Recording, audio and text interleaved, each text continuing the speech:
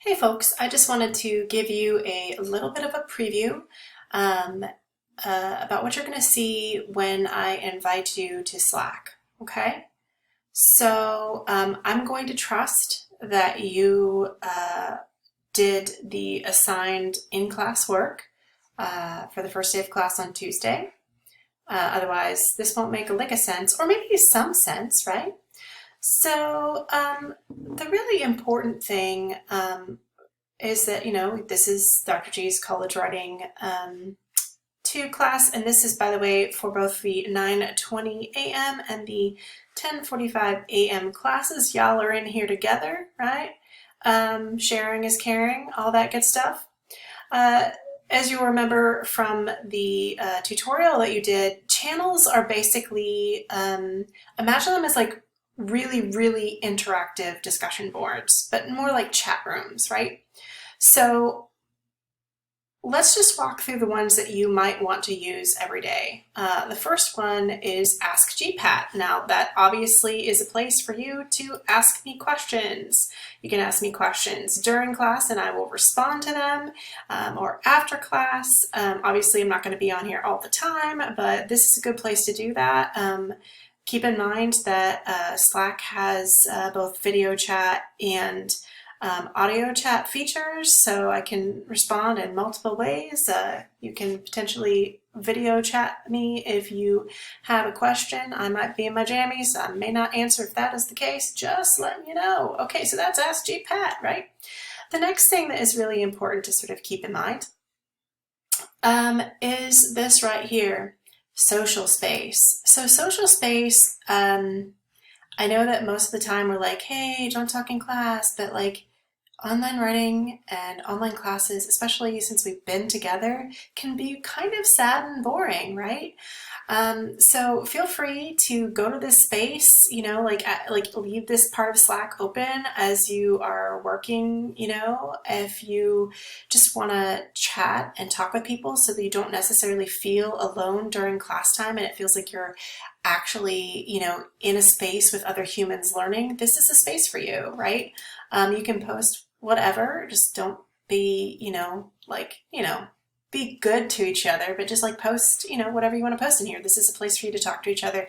And yes, you can totally do that during class. You can do that outside of class, whatevs. This is your space. Another thing that might potentially be fun for you is I've created this channel called Dog Therapy. I've decided why not?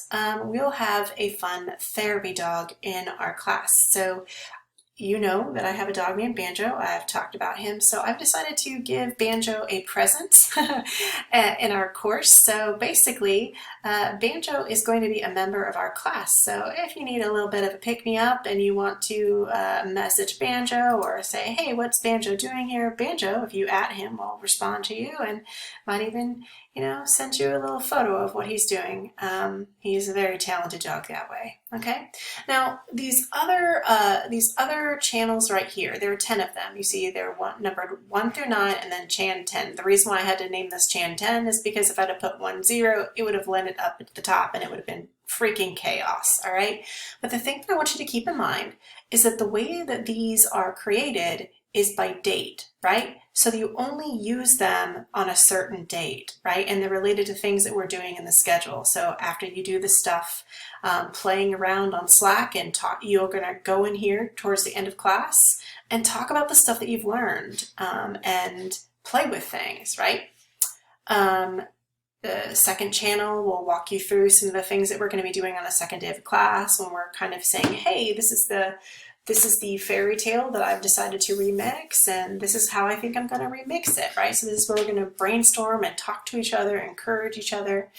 We'll also have a similar conversation about what multimodal genre that we might choose, a podcast, a storybook, a Tumblr scrapbook, whatever the case. We're going to, really use this sort of chat session to brainstorm with that. So that's going to be happening on March 31st, right? And then after we do all the brainstorming, starting on April 2nd, we're going to have 3 days of writing. You're basically going to, once you have your brainstorm, you're going to set your project up into thirds. and work backwards and be like, okay, what do I need to have done? If I need a full rough draft of my story, how can I break that up into thirds and get it done, right? Write in class. So you're going to be writing in class, and then towards the end of class, you're going to be like, hey, this is what I did today, right? And you're going to talk about those things and what goals you're setting for yourself. You'll cheer on your peers. You're going to do the same thing, right? On April 7th, when you're going to have 2/3 of your project done. The same thing on April 9th, when you should have a full rough draft of your multimodal project, all right? On Channel 7, this is our writing studio day. We are actually going to have a writing studio. Some brave souls might send me their full rough draft, and I will actually post a link to your peers' draft, and we're actually going to like look at it and then just kind of live chat this thing and talk about like what we really appreciate about what they're doing, and what analyzing the choices that they made, and how we're interacting with the story, what we want to see more of, and how like analyzing their story helps us rethink our own. It's going to be a whole jam, right? Then we go back to some writing, but in this case revising. So on April 21st, April 23rd, and April 28th, we are going to be doing the same thing like we did with writing, only with revising, where we say, this is the work we've got to get done. Let's like assess that, chunk it out into 3 different, into thirds, and come here after each day, right? And say, hey, this is what I got done this day, right? And this is obviously the last day of class. You're turning in your project on finals, but you can say, hey, like, what did I get done? What am I so proud of? These types of things. And really just sort of remember to check in with your peers, right? All right, so there is one last thing in terms of channels. You see these little doohickeys here with locks on them? You might end up seeing something that says group 10, group 1, group whatever, peer review, right? And you're only going to see one of these. Basically, these are private.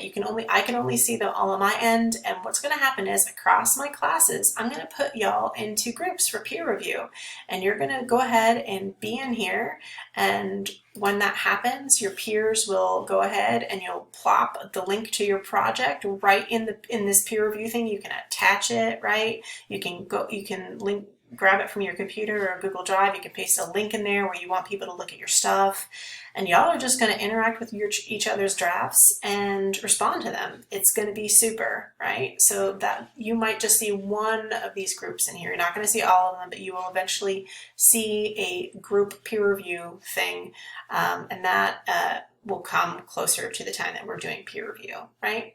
And eventually you will see a whole bunch of people under direct messages. Right now, only me and Banjo are members of this group, but eventually you'll see all your peers here, and you'll see a little green light next to the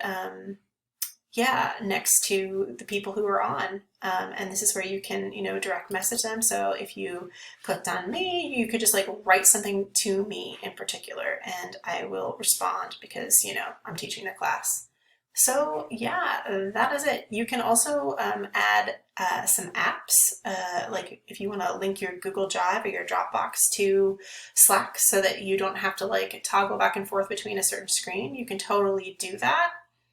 And that's it, folks. So that is the lovely tour, and I will see y'all in the doc and on Slack. Check you later.